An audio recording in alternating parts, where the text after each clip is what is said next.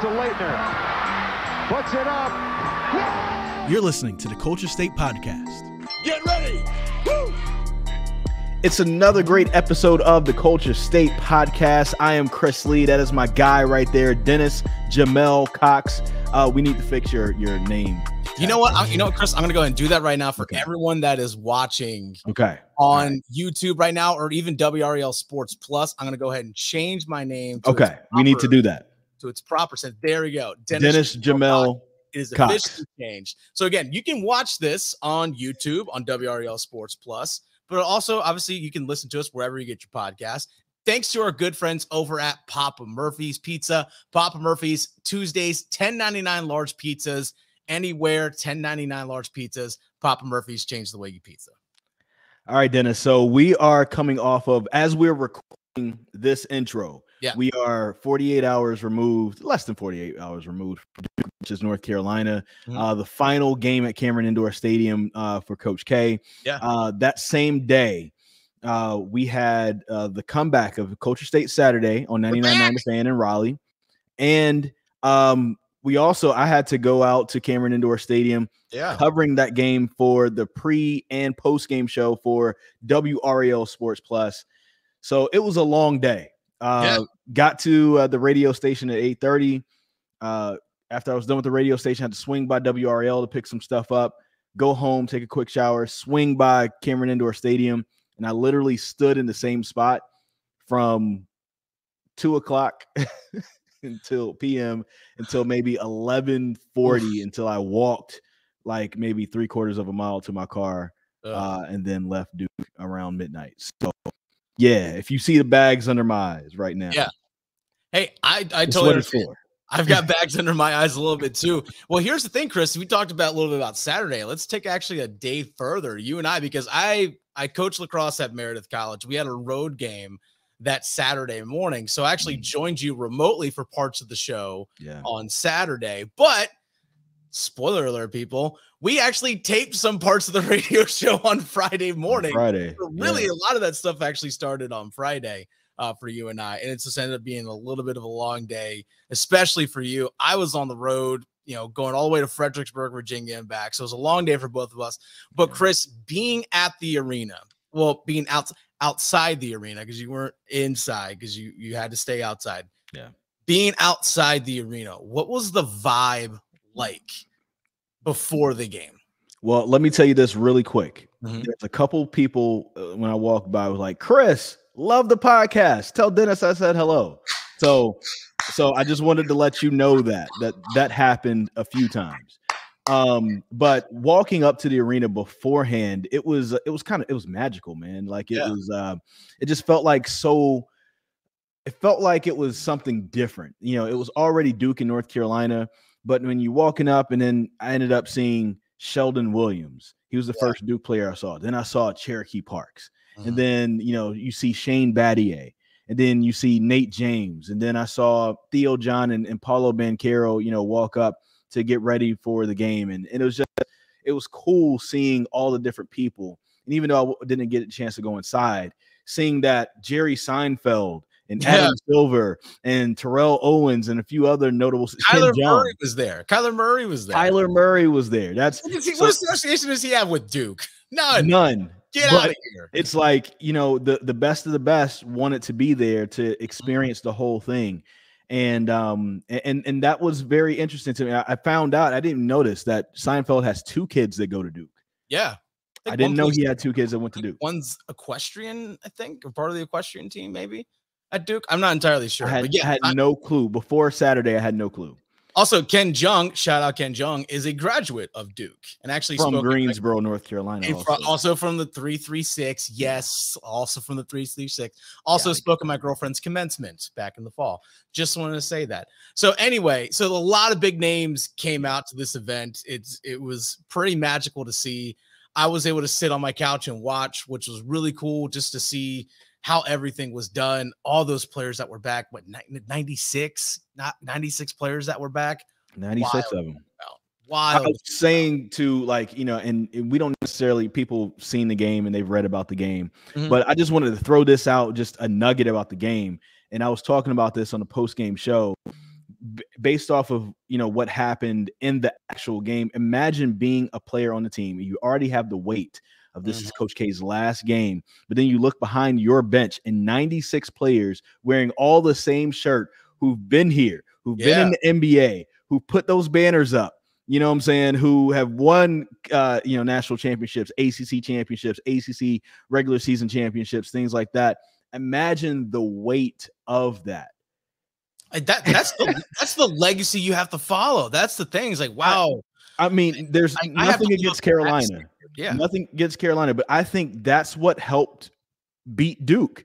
Like, it was that. I think Duke beat themselves because if you do that at the Dean Smith Center, which they kind of did something similar. If you do that at the Dean Smith Center, you have more room to spread everybody out, right? It doesn't come down on top of you. Yeah. At Cameron Indoor Stadium, that is on top of you. That's what you see. And so that the weight of that just had to be crazy for those players. It was a wild thing to see. All right, now let's go, because Duke did lose. Again, we're not going to go into the game itself. That's already been talked about.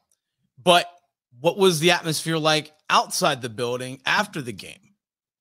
Somber, Really? I mean, because it was, I hate when people say a tale of two halves or whatever, but it was two different experiences from before the game until after the game, because you had all those fans, who were there to see Duke win, and they weren't happy, of course, because they wanted to see Coach K go out on top. But it was interesting though, because I saw a few people who are friends of the show. Ninth Wonder came by. Yeah. He walked by and he was like, "Hey, Chris, what's up?" And he, of course, is a huge Duke fan, and he was a little upset. We saw Jamie Spatola and John David Spatola, which is Chris Spatola's wife, Coach K's daughter, and his grandson, and also their two daughters as well. And they spoke to me, but they were also somber. But then also there was a look of hope in their eye, because they're about to get their grandfather and their dad for a lot more time. And whether it's in 2 weeks from now or 5 weeks from now, they're going to get a lot of time with him coming up very soon. So, it was somber, but also I felt like everybody was very hopeful for the future, because there's still the postseason left for the Duke team. For sure. Now, Coach K's left a legacy, and there's been a long legacy of great coaches here in the Triangle area and just really across the state of North Carolina. But on the women's basketball side, we know Kay Yao. We also know Sylvia Hatchell, the former UNC women's basketball coach, long time there at Chapel Hill. Chris, you had a conversation with her on Saturday. Let's go ahead and get into that next here on Culture State. Sylvia Hatchell with us, joining us, former UNC women's basketball coach. She's on the line. Coach Hatchell, thank you so much for joining us. First off, I learned just a couple days ago, as you reached out, that you have a really nice relationship with Coach K and Mike Szyszewski yourself. First off, how did that relationship begin? And tell us a little bit more about how close you guys are. Well, I've known both of them for many years. Of course, I've been in coaching 44 years and 33 at North Carolina.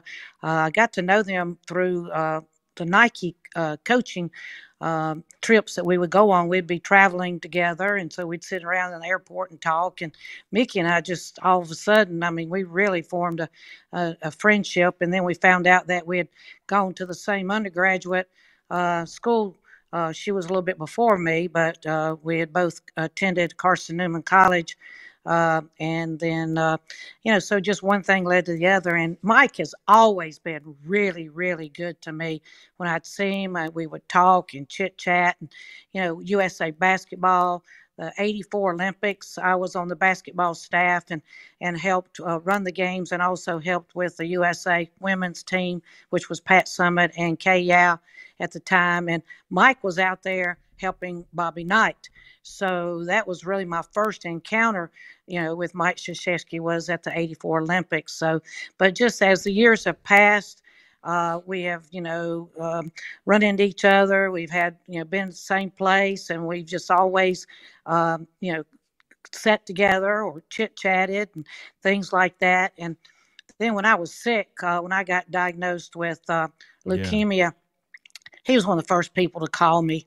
And I kept one of the messages he left for me. I still have it on my phone right now because he left me such a sincere message from him and Mickey about, that they were there for me. They were my friends, and, they'd do anything to help me, and they were praying for me and everything like that. So, we've just had lots of, connections as we've gone through the years of coaching and things, away from basketball as well. So, and I know a few years ago when Mike was out with his back, he had back surgery and was out the whole year. And I think, the assistant coach coached the games the whole year long.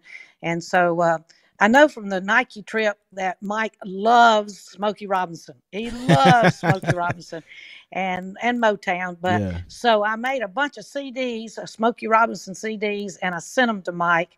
And so he called me up. He said, I love these CDs. I listen to them all the time. And so whenever I was sick with leukemia, one of the phone calls, he said, look, when I was out with my back, you kept me stocked up with Smokey Robinson CDs. And he said, now it's time for me and Mickey to take care of you. Absolutely. So, it's lots of things like that. Cruising together with Smokey Robinson. What were some of his favorite songs? I love cruising myself, but is there any songs that he said are some of his favorites? Wow. There's so many great Smokey Robinson hits. I've got several CDs and everything. So, but I've probably got 6 or 8 Smokey CDs, and I just made copies of all of them and sent them over to Mike. And so, because I remember on a Nike trip one night, he was sitting there singing, to some of the music as we were having a dinner, on one of the Nike trips. And that's whenever he told me that he loved Smokey Robinson. That was his favorite singer. That's awesome. So Coach K loves Smokey Robinson. Coach Sylvia Hatchell joining us right now on the Heister Automotive Group hotline right here on Coaches Stage Saturday. Coach Hatchell, I've also learned recently that Coach K loves wine. I heard this from his son-in-law, Chris Spatola. I did an interview with him the other day for WRL, and he was talking about how much they have bonded over wine and how big Coach K's wine collection is. Have you seen this wine collection? Have you had any special bottles of wine with Coach K times that you hung out with him and Mickey? No, I'm not a wine person. Okay. I'm a teetotaler pretty much. But I'm not a connoisseur of wine, but I do know that, I know his background, and I know that he knows a lot about wine, especially the really good stuff and the expensive stuff and everything like that. So yeah, I know a lot about him, but I know about the music and Smokey, but I don't know anything about the wine. Okay. Well, let's talk about something you do know about, is just the longevity of being a great coach here in the Triangle area. And before you talk about just kind of the greatness of Coach K as an actual coach, I just want to know, was there ever a time where you, Coach K, Dean Smith, K-Al, and Jimmy V were all in the same room, not like at a coaching convention or like an appearance, but like you guys just kind of all hanging out, talking, visiting with each other? I know it's a lot of busy schedules there, but just curious if you guys ever were all in the same room together. Well, of course, every year we had the ACC meetings, but you said no coaching meetings or anything like that. The Nike trips, okay. We were away from basketball, and it was a very relaxed time. And Nike, they do such a great job with their coaching trips and everything. And so, we've been together quite a bit. Either whether it's, dinners or golf or tennis, or they have all kinds of get-togethers every day, so, we've all been together there, played a little bit of golf with Coach Smith. We had some contests there and everything. But I don't know of any other time that, we were together except, the coaching trips and the ACC meetings. Yeah, that just would have been legendary. I was kind of imagining what that would be like and how much knowledge and how many wins are just in that room alone. And so, of course, about winning. You spent 33 great years at North Carolina. Somebody who's been at a school for this long, and when you think about their career, you can't help but to think about this particular school. That you have to continue to evolve. how has Coach K, in your eyes, evolved as a coach, as a leader, as a mentor to stay relevant and to stay keep a winner in a winning program for 42 years at Duke University? Well, and I think that's one of the greatest things about Mike Szyszewski is that as the game has changed, he has changed and how he coaches. You look back about the 3-point shot.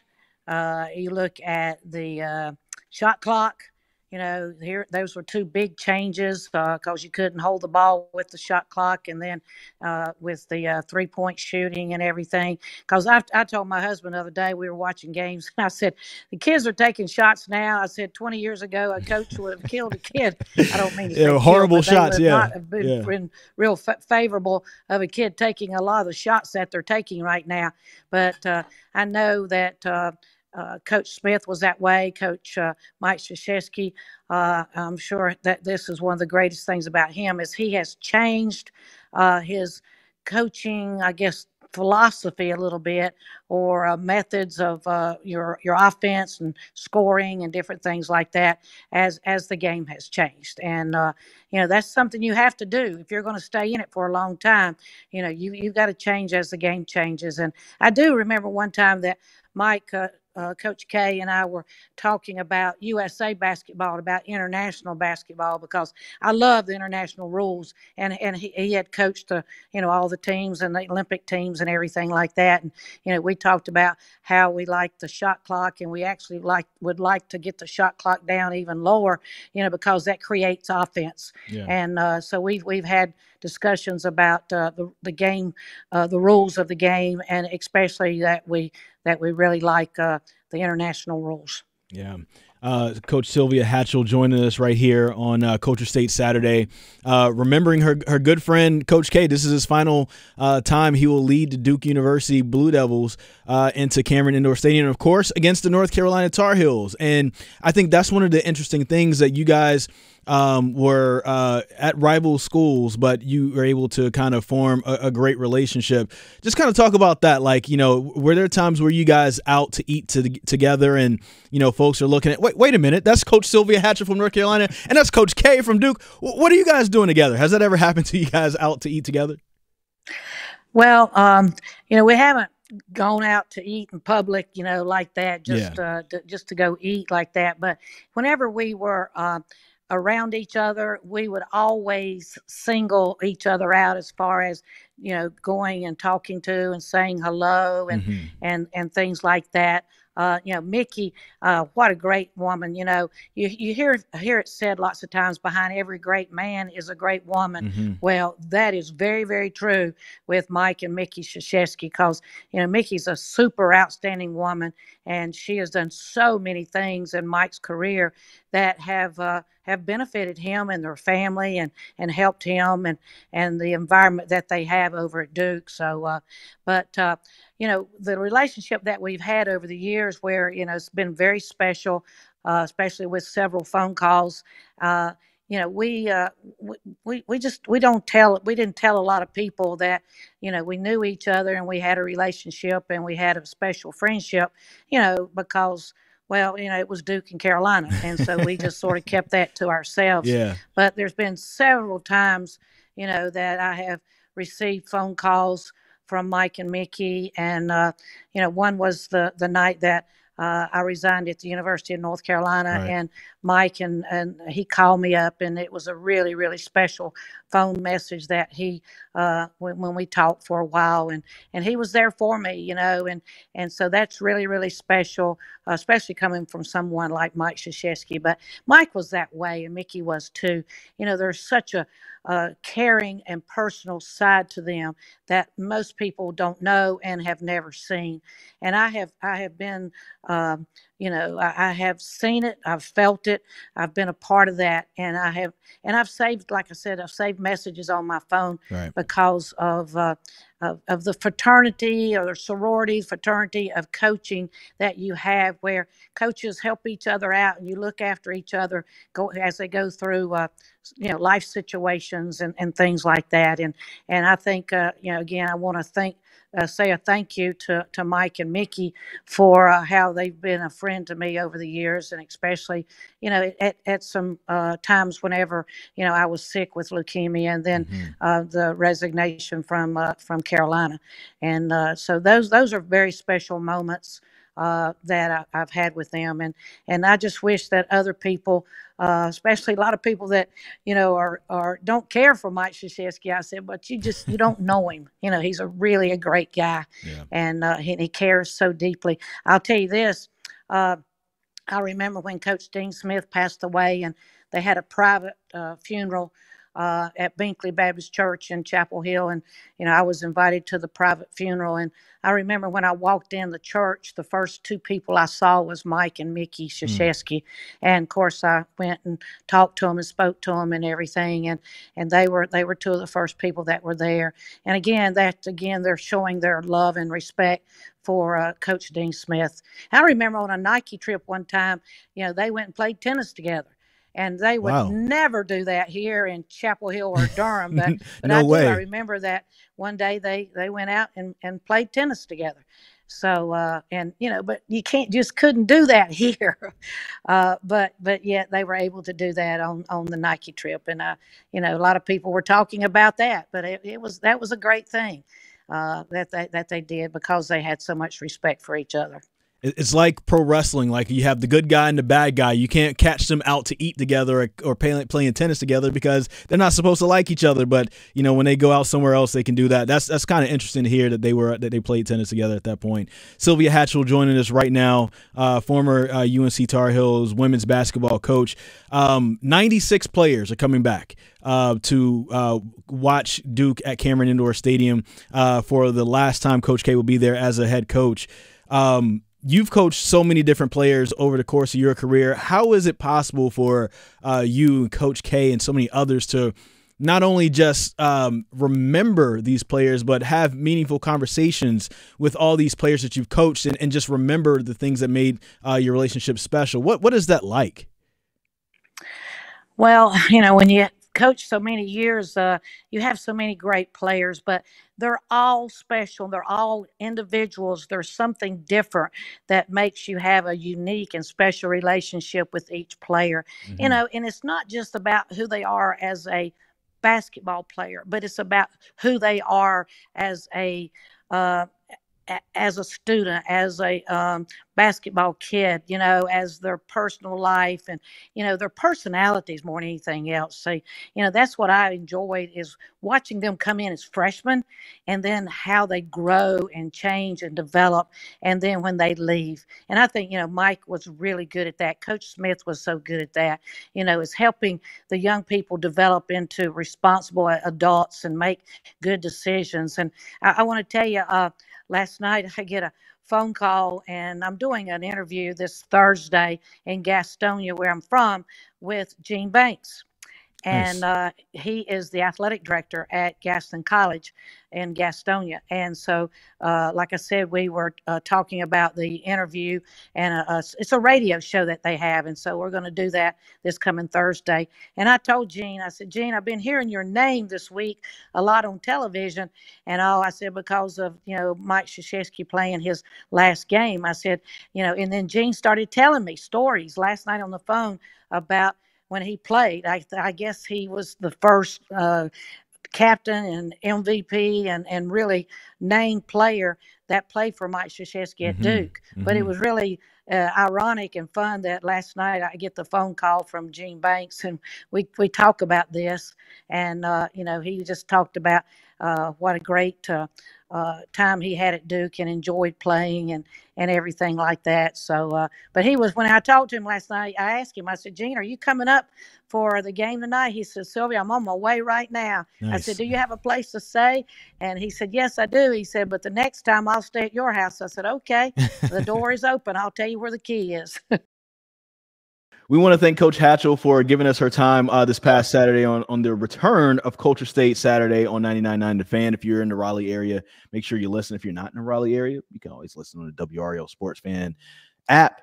It's there for you. every Saturday, 12 to noon. And of course, it was so good we had to use it for the podcast today. But Dennis, I was thinking about this Saturday night. Coach Hatchell was letting us know about, her relationship with Coach K, but then also that nugget where she talked about how Coach K and Dean Smith would play tennis together when they're not, in the triangle area together. They'd go to these Nike trips, and then they'd hang out and everything. And I likened it to, in wrestling, when you can't look at the heel and the baby face. You can't have MJF and CM Punk hang out together after the show. No. But, hey, they can go on a trip to, I don't know, the Bahamas or something, and hang out and have fun and, play on the beach and stuff, and have their girlfriends hang out together.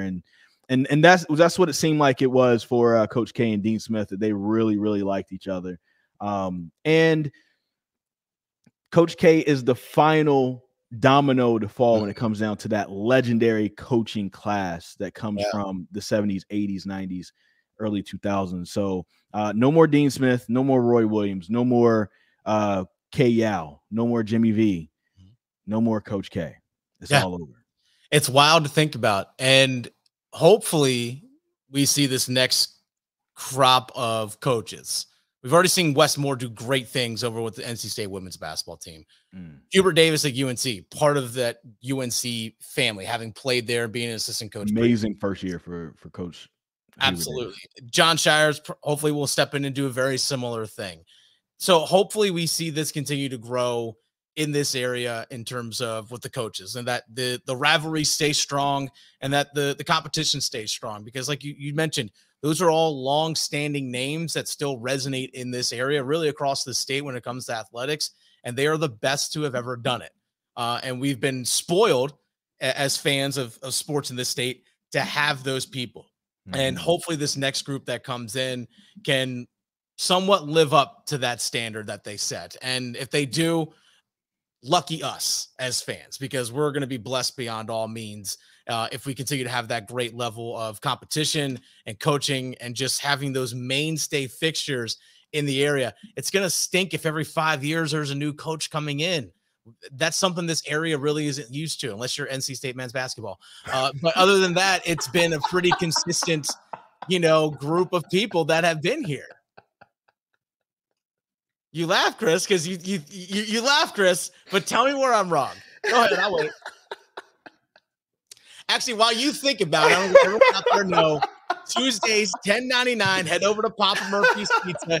Get yourself a large pizza. Again, $10.99 on Tuesdays. At Papa Murphy's on Facebook, on Twitter and Instagram. Papa Murphy's changed the way you pizza. You were so sincere and so nice up until that point, and you just had to take a dig. If you guys haven't noticed by now, Chris, I was honest. And Dennis Cox is going to take digs when it comes to the state of South Carolina and NC State. He's going to take his digs. Or Winston-Salem. Thanks for tuning in this week. Winston-Salem. Make sure you catch Culture State, again, wherever you get your podcasts. And also make sure you watch us on WRL Sports Plus Wednesday nights at 9 p.m. And 12-year-old girls. Thank you guys so much for watching. Make sure you follow us at Chris Lee TV, at The Fan Rookie. That's on Twitter and on Instagram, and at Culture State Pod on both places as well. The Culture State Podcast, part of the Capital Broadcasting Podcast Network, with new shows coming out every Wednesday. Download and subscribe from wherever you get your podcasts, including the WREL Sports Fan app.